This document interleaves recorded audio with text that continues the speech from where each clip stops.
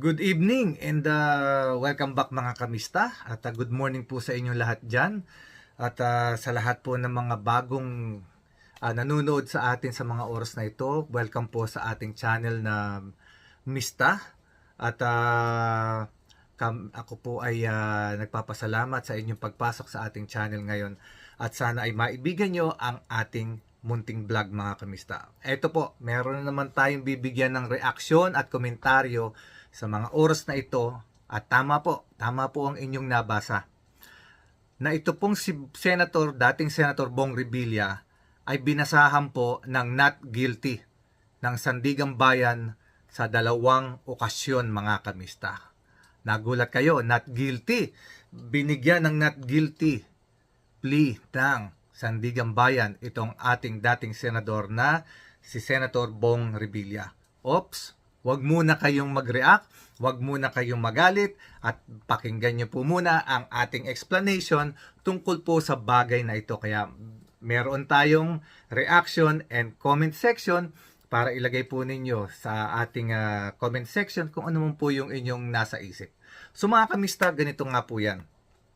2 beses na po na binigyan mismo ng Sandigang Bayan ng not guilty itong si dating Senador Bong Revilla sa mga kaso na kanyang kinakaharap.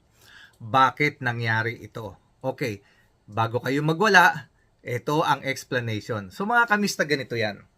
Kung matatandaan po ninyo, I think a week ago or more than a week ago, yung unang dinala siya sa Sandigang Bayan para maghain po siya, para po maghain ng plea itong si Senator Revilla dahil babasahan po siya ng kaso. So doon po sa naturang okasyon na iyan, siya po ay ayaw niyang magsalita. Ayaw po niyang magbigay ng kanyang plea kung siya ay guilty or not guilty. So mga kamista, hindi po pwede na ang isang akusado ay walang plea na kung siya ay guilty or not guilty. Hindi ko mo ayaw niyang sumagot at dinededma niya ang mga hukom o ang mga judges ay uubra ito. So, meron pong batas kasi. Ito po yung sa procedural case po ba yun? Seka, sandali basahin natin mga kamista para sigurado tayo. So, meron pong tinatawag na, ito yan. Kung ayaw magbigay ng guilty or not guilty plea ng isang akusado, hindi po pwede yun. At meron pong criminal procedure na tinatawag. Sa criminal procedure po, pag ikaw ay nasa korte, ang isang akusado na katulad po ni Bong Revilla ay dapat maghain ng kanyang plea kung siya ay guilty or not guilty. At ito nga po ay 2 beses nang nangyari. 10 days ago yata yung isa po or 2 days ago naman po yung isa. At ito po ay sa 2 kaso. 2 kaso po na ayaw magbigay ng plea nitong si Senator Bong Revilla. So, explain natin yan. Ano ba ang implikasyon pag ayaw niyang magbigay ng plea niya kung siya ay guilty or not guilty? Sa criminal procedure po, kung ayaw magsalita o dinededma po ng akusado yung arraignment niya doon sa hearing, ang korte po ang magbibigay ng plea para sa kanya. Kaya kahit dedmahin niya, ang korte ay hindi uubra yung kanyang tantrums na dinededma niya at ayaw niyang magsalita kung siya ay guilty or not guilty. At sa criminal procedure nga po ay dapat po magkaroon ng record kung guilty or not guilty para matuloy po ang paghihiring o matuloy ang kaso, para matuloy ang pagdinig ng isang kaso. So ngayon po sa case na ito, kasi meron pong tinatawag na presumption of innocence. Presumption of innocence, ibig sabihin po nito, ang batas po kasi ay ina-assume niya na ang akusado ay hindi guilty.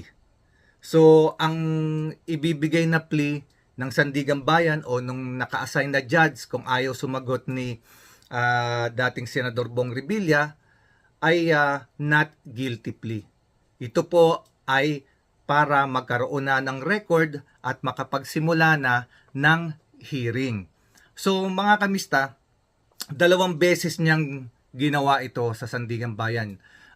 Ayaw niyang magsalita kung siya ay guilty at ayaw din niyang magsalita na siya ay not guilty. Hindi ko alam kung ito is taktika niya or advice sa kanya ng kanyang mga lawyer, pero hindi uubra yun. I don't think, siguro gusto niyang ma-delay yung procedures, gusto niyang ma-delay yung hearing, kaya niya ginawa ito. Pero mayroong pong batas na pag ayaw mong magbigay ng plea, ang mismong korte ang magbibigay ng plea para sa iyo.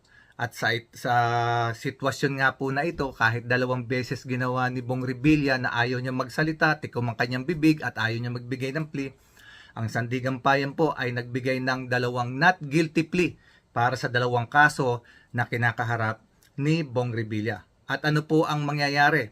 Dahil po na meron ng record ng not guilty plea, trabaho na po ngayon ng prosecutor na patunayan na itong si Senator Bong Revilla ay kung talagang guilty sa mga kaso na nakasampa sa kanya.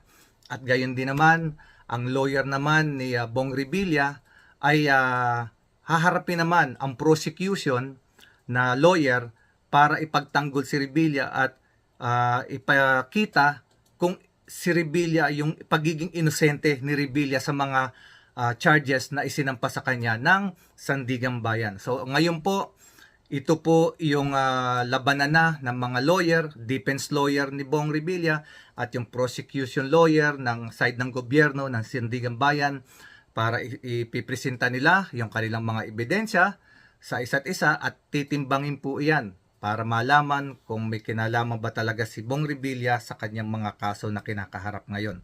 So this is the beauty of judicial system. Ito po yung beauty talaga. Bakit ko po nasabi yan? Kasi nagkakaroon po ng due process. Ito yung due process na tinatawag.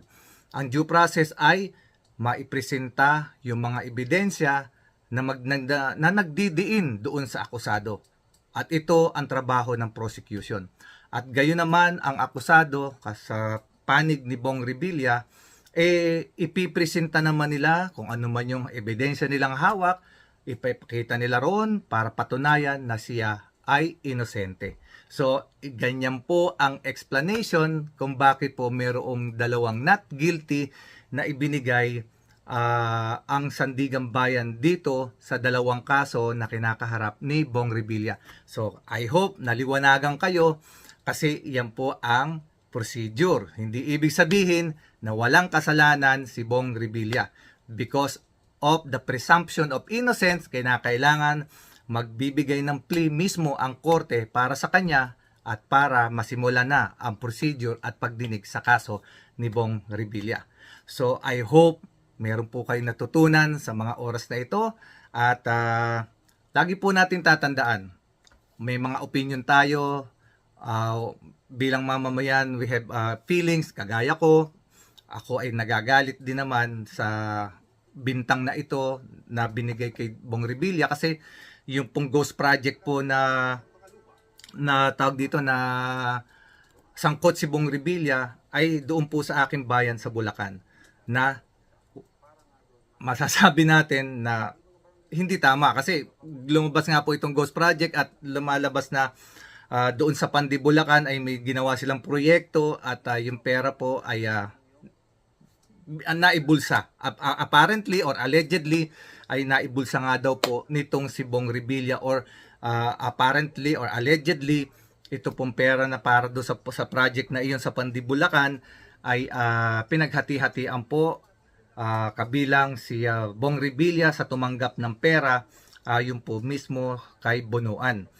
So may feeling also, syempre nagagalit ako kasi bayan ko yon, ang bayan ko ay isa sa mga ninakawan at lumubog sa baha.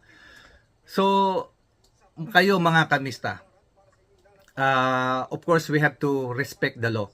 kinakailangan nating ibalik ang respeto sa batas. Kinakailangan natin ang hayaan na batas ang kumilos at hindi tayo ang maghuhusga. We have our opinion, we have our feelings, kung ano yung opinion natin, we have the rights kasi tao tayo and nasa nasa constitution yan. So, pabayaan natin gumulong ang batas ngayon mga kamista at ipanalangin natin na talagang managot itong mga taong may pagkakasala at gumawa ng mga kabulastugan at pagnanakaw sa ating bayan. Mahirap lang paliniwalaan talaga na inosente si Bong Revilla dahil sa 2 beses na siyang nakulong.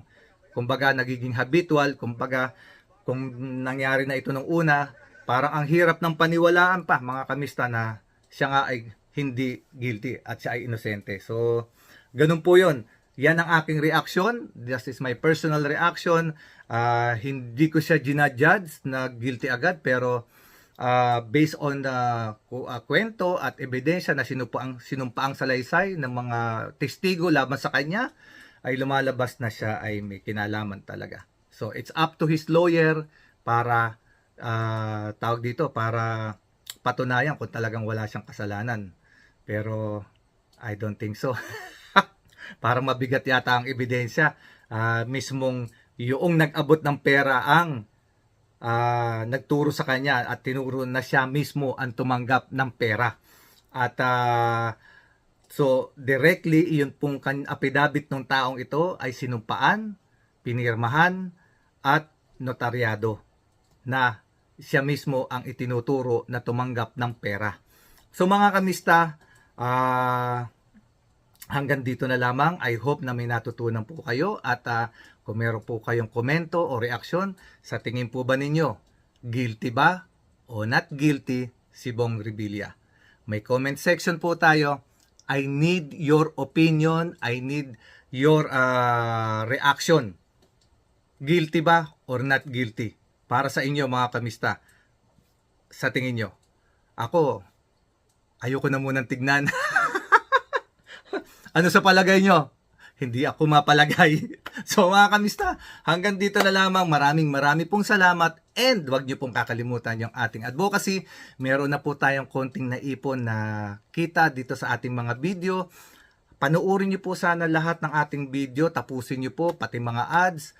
Yun na lamang po ang hinihiling kong tulong sa inyo para po medyo lumaki po yung ating pondo para po ibibigay nating tulong doon sa mga abandoned child. Hindi man po natin matulungan lahat, may mabigyan lamang po tayong 1 o 2 bahay ampunan para sa mga abandoned child. Malaking bagay na po ito.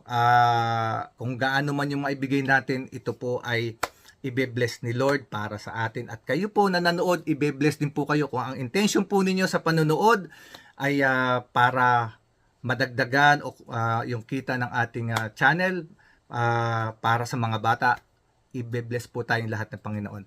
At sana po, yung video ko naman po ay may natutunan din sana kayo sa mga binibigay kong information sa inyo. At sana po mga kamista, huwag niyong kakalimutang mag-subscribe at mag-like sa ating video. At ang ating advocacy, yung kikitain po natin, ibibigay po nating tulong sa mga abandoned child na nasa ampunan na pinapatakbo ng mga pari at madre. I also encouraging you, don't send me money para ibigay po. No, kayo po sa inyong mga lugar may mga bahay ampunan. Alamin po ninyo sa mga simbahan kung nasaan yun. Kayo po mismo kahit once a month, kahit isang latang gatas po para sa mga bata o mga babies na nangangailangan ng mga baby formula o isang bag ng diaper. Hindi po ito palakihan na ibinibigay. Ang importante, bukal sa inyong kalooban, ang inyong ibibigay at ibe-bless po kayo ni Lord.